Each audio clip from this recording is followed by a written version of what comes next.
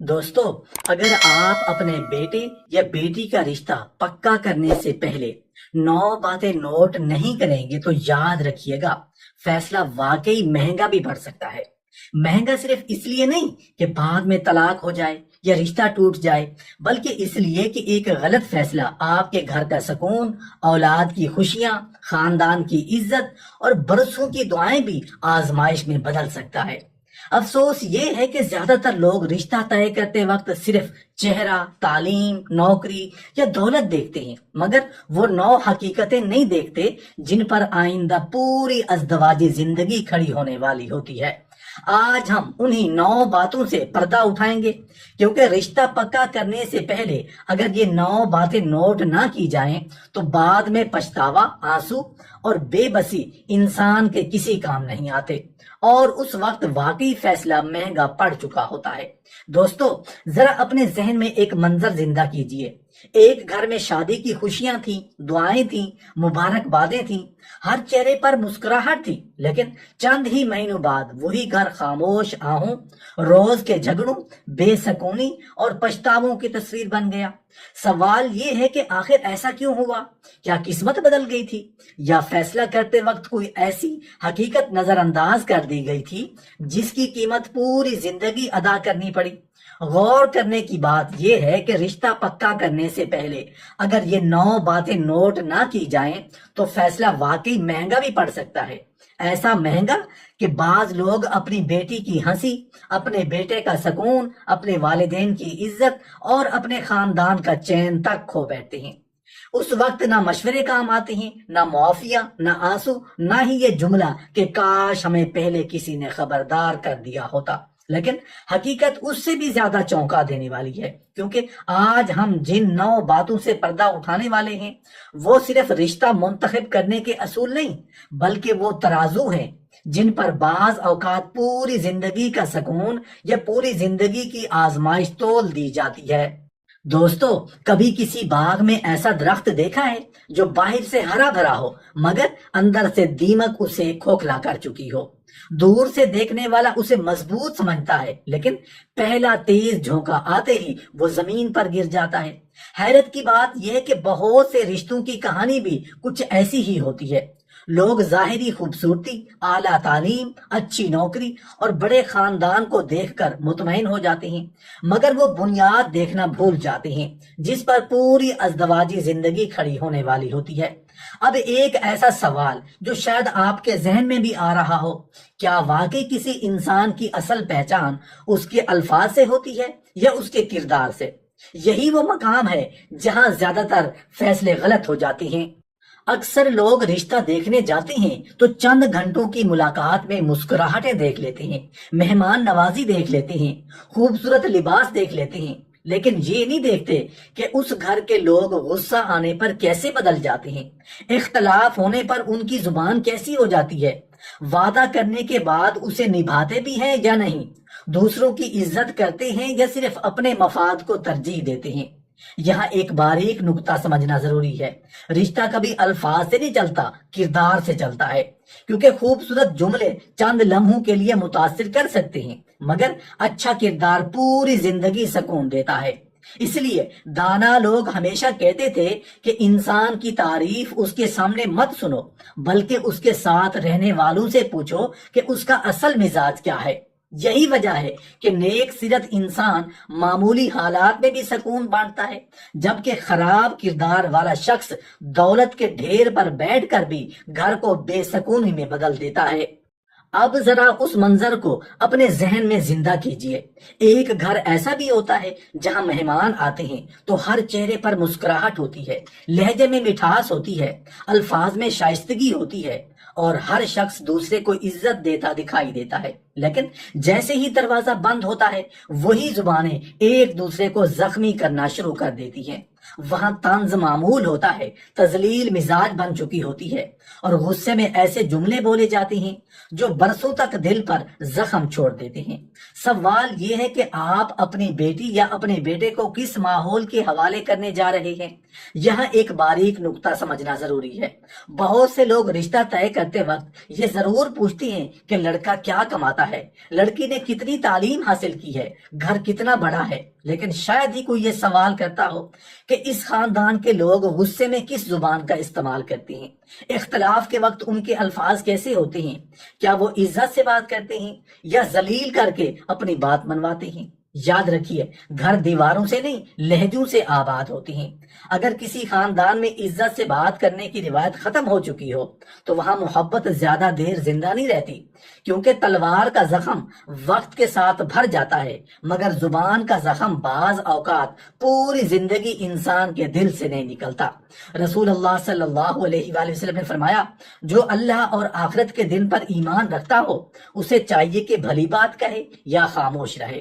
غور کیجئے، اگر ایک ہی خاندان اپنے روزمرہ زندگی میں بھی اس تعلیم کو نظر انداز کرتا ہو تو پھر آنے والے رشتے سے آپ کس سکون کی امید رکھتی ہیں؟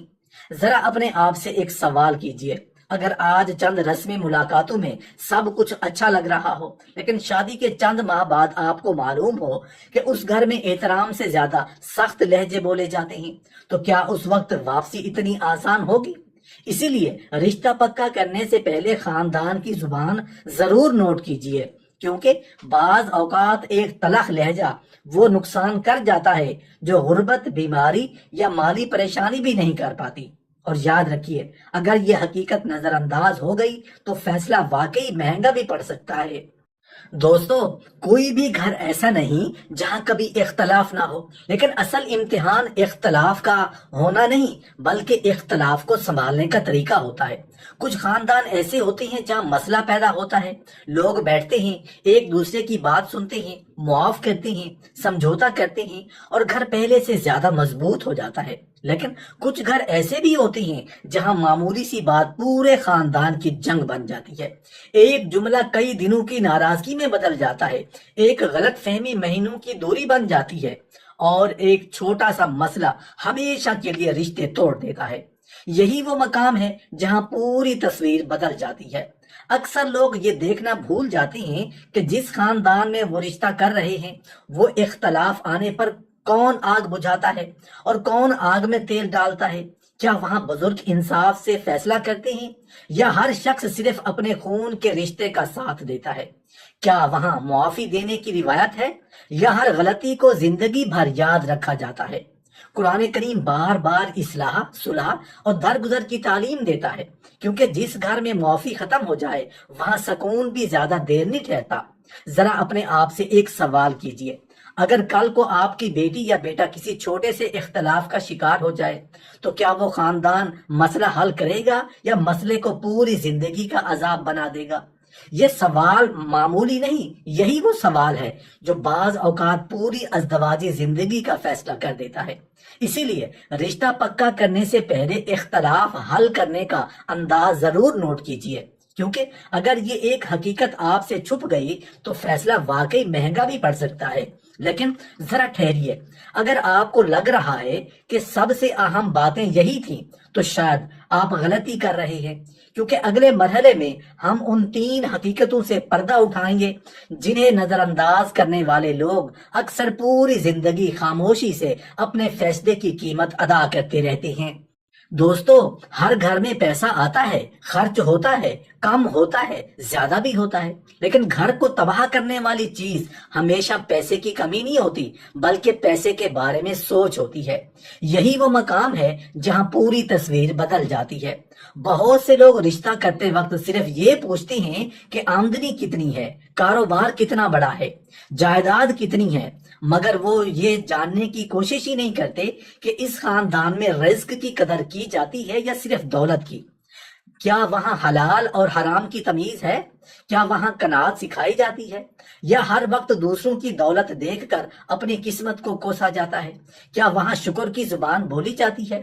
یا ہر محفل میں صرف شکوے، شکایتیں اور موازنہ ہوتا ہے؟ یاد رکھیے، جس گھر میں ہر وقت پیسے کو انسان سے بڑا سمجھا جائے، وہاں محبت آہستہ آہستہ حساب کتاب میں بدل جاتی ہے۔ پھر رشتے احساس پر نہیں، اخراجات پر چلتے ہیں۔ عزت اخلاق سے نہیں، جیب سے ناپی جاتی ہے۔ اور ایک دن ایسا آتا ہے جب گھر کے افراد ایک دوسرے کو اپنا نہیں بلکہ بوجھ سمجھنے لگتے ہیں۔